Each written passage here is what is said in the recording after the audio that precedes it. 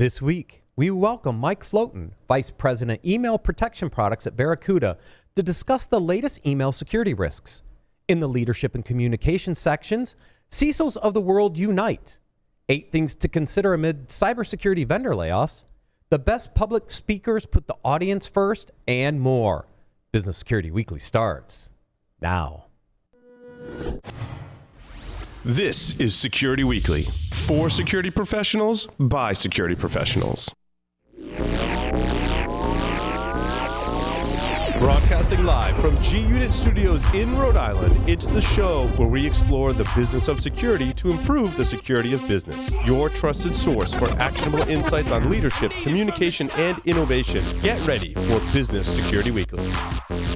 How is your business staying one step ahead of cyber criminals? Secure your email, applications, network, and data with Barracuda. Protect your business and go from zero to security in no time flat. Whether your team is working in one location or many, Barracuda has solutions that are easy to buy, deploy, and use.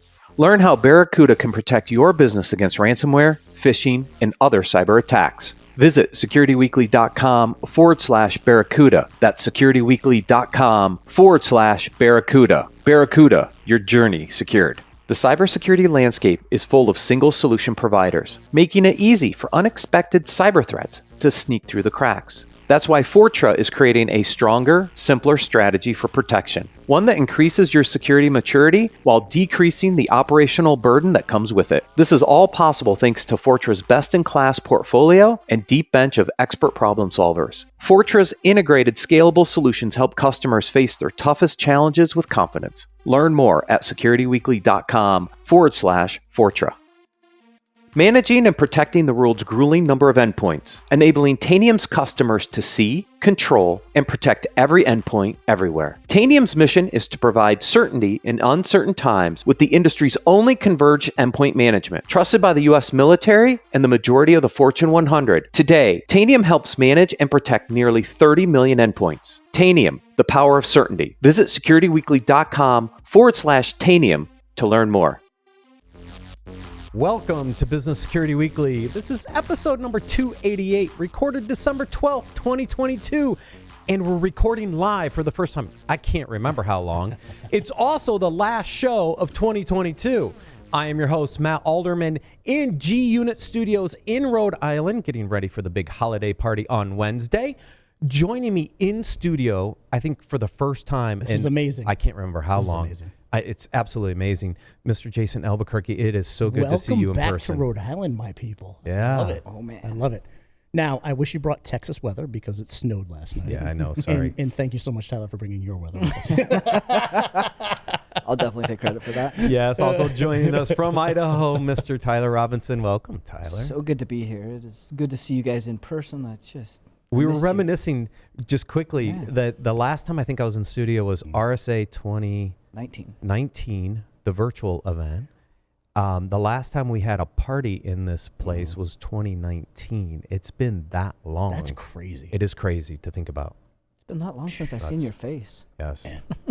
Oh my gosh. Security Weekly listeners, we need to hear your voices. Leave us your feedback on Apple Podcasts and submit a screenshot to our giveaway for a chance to win a $100 gift card from Hacker Warehouse.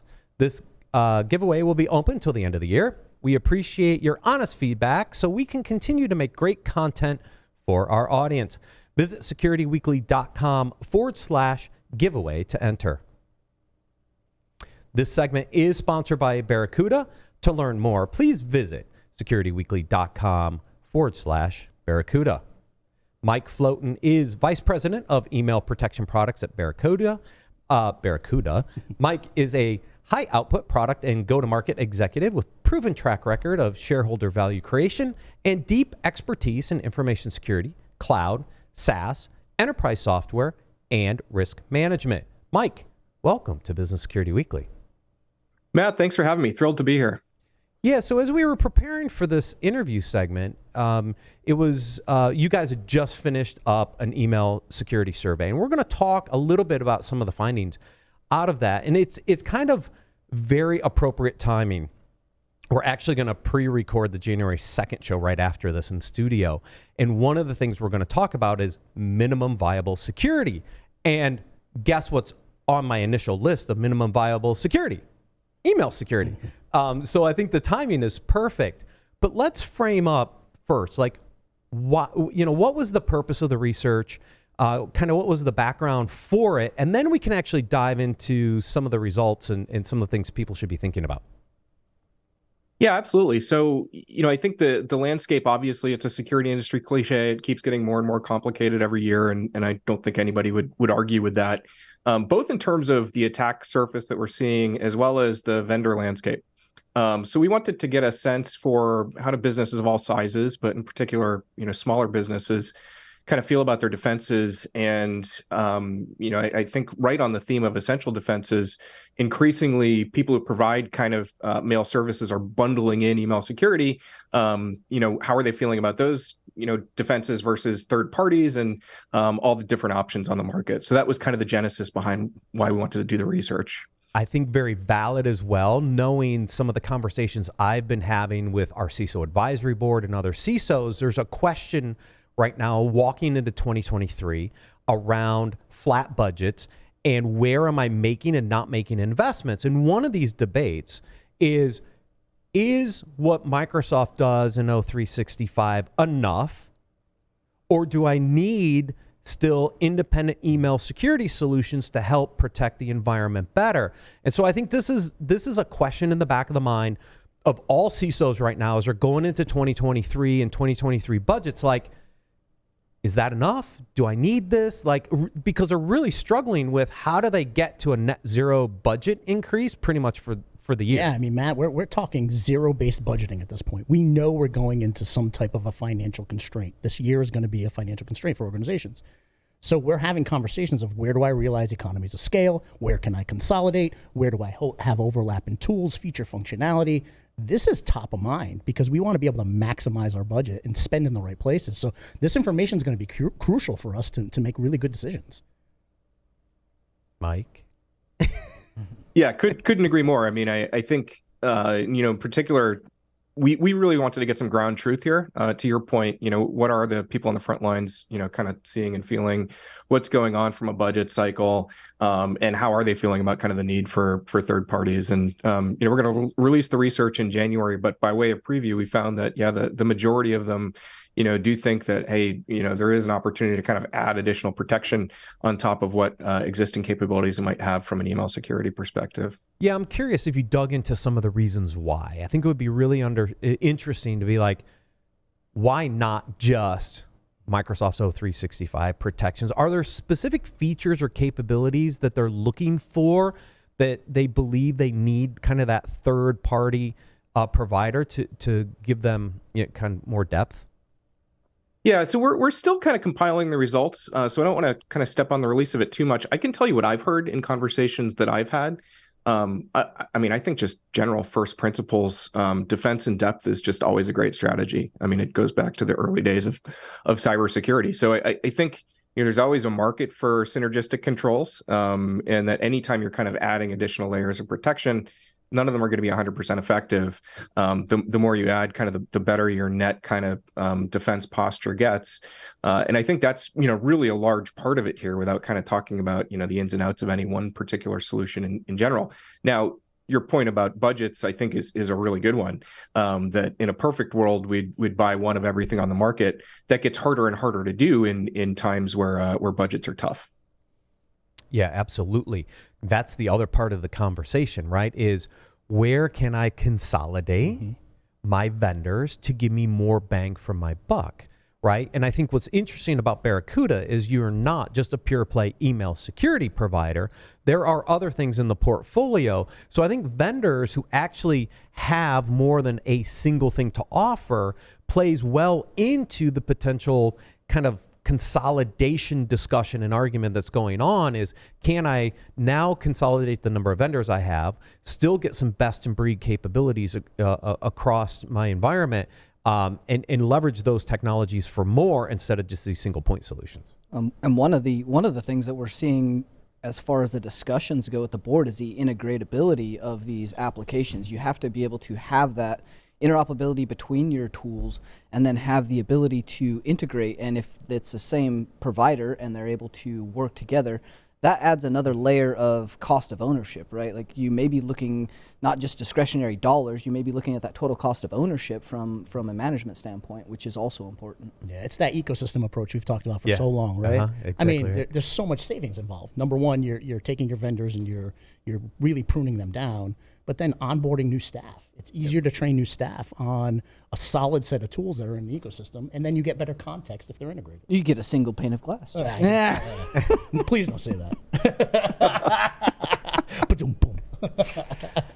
Mike, I think this is where Barracuda provides some additional value above and beyond just a single email security vendor, because there are some other kind of more point solutions in the market. You know, we've had Fleming on this show multiple times. I mean, I always enjoy interviewing Fleming as well. And I know the strategy behind some of what Barracuda is trying to do.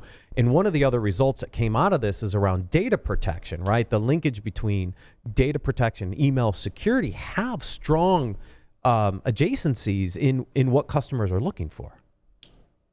Yeah, for sure. I mean, particularly when you start looking at ransomware, which has obviously enjoyed a resurgence, was the threat du jour six years ago and is back with a fervor. And we're kind of seeing advanced ransomware attacks now are no longer simplistic malware that, you know, is easy to kind of stop at the gateway, that, you know, people are kind of using phishing and pretexting, gaining credentials, and it's kind of much more sophisticated. So yeah, we think kind of having a data protection kind of backup strategy that can sit alongside your prevention strategy and recovery strategy is a compelling proposition for our customers. Do you still think that email is one of the primary sources in which you need to be highlighting from a business risk standpoint? Is that still our primary threat vector and external target? Is that still something from your data that is crucial from an enterprise to secure?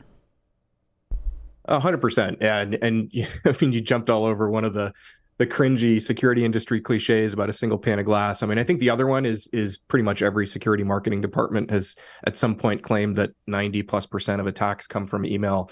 You know, and there's certainly research like the DBER that supports that.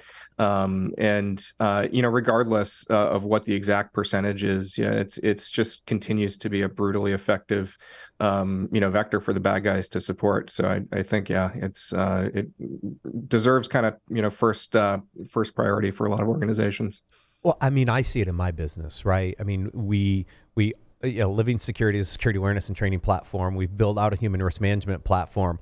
Guess where a lot of the early risks are coming? It's all around email security and phishing, and then the lack of training and reporting on those phishing metrics, right? I mean, those are basic metrics that companies are tracking right now. How am I doing on my security awareness training completion rates? How am I doing on my phishing simulations? How am I doing on click rates and report rates? Like, I still see this as a huge topic because it is still a very prominent vector that we still have not fully solved. And I think, Mike, that is the challenge, is it is a huge threat vector still. And we've had to evolve that very, very quickly in order to keep up with the sophistication of the threat actors. The security awareness training that you're doing now, you look at that even 2 or 3 years ago, substantially different from how we're having to train our users what to actually look for and what protections that we have to actually put in place after the user does click on those. So that defense in depth posture for not only at the endpoint, not at the traditional EDR or AV, but at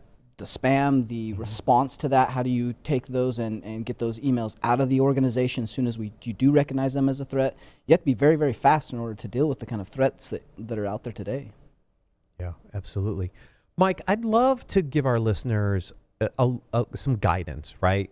Like, what should they be evaluating in their email security provider? What are those core capabilities that are really important to doing more than what Microsoft's doing on O365 that is really going to provide the level of protection?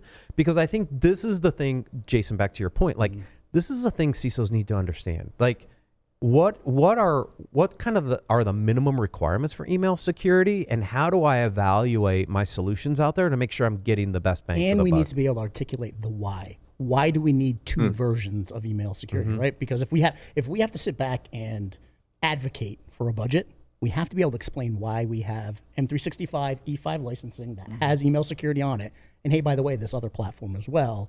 We have to be able to articulate the why. Why are we spending this extra money? Yeah. Yeah, spot on. I think maybe I think that's so right. I mean, one thing that, we've kind of invested in is a solution that, anybody can kind of go and run, and it'll do a 1-year look back on your existing kind of defenses and show you, regardless of what vendor you have in place, everything that's getting through, because no vendor's achieving 100% efficacy, and nobody ever will. So I think that's kind of, the first point. And then circling back to your question, Matt, I think, of a simplified version of kind of the NIST framework here, right? It's all about protect, detect, and respond at the end of the day. And from an email security perspective, I think we had spent so much time on prevention, historically as an industry, that maybe we didn't kind of focus as much on detection and response. So I think kind of thinking along those 3 dimensions is maybe, step 1 to framing up what does a comprehensive program look like. And then I'm really glad you mentioned kind of the human aspect of it as well, because again, perfect prevention is not possible through automated technology means. Are your humans kind of able to be the last line of defense? Are they smart enough to spot as much as they can, and they'll never spot anything, which is why you need to respond. So, kind of really long-winded answer to your question, our stack, we kind of think you need, kind of to stop the basic stuff at the gateway. So kind of volumetric spam and malware, and even sandboxing kind of 0-day malware is a really important control. You need kind of advanced capability to spot impersonation attacks, things that gateways can't detect on their own, things that are just words trying to be somebody else. And then you really need to be able to respond, because things will get through. So do you have the ability to kind of do post-delivery remediation, to do threat hunting, to search, claw things back from messages, and finally, when all else fails, are your humans resilient? So just kind of thinking about, those core capabilities, that's where we think is kind of that minimum, set of capabilities. Yeah, and I think that's important, as these attacks get more sophisticated, because they are. I mean, the emails look more and more real, like every day. Like, sometimes, look, I've been in this industry for a long time, like 26 years, doing this stuff, right? And I've seen all kinds of emails come through, and I know it's easy to spot the early kind of spam ones, and you just kind of click, throw them in a junk, report them. But they are getting better. And as they get better, there is a human element here that we definitely have to understand is, wait, why would somebody send me that on this topic? Like, the more you understand about the business, the more it is to craft an email that looks really real, that creates these opportunities. And I think that's why having the right capabilities, Mike, is so important when the human side does fail, because it has failed. It will continue to fail, at least for a while.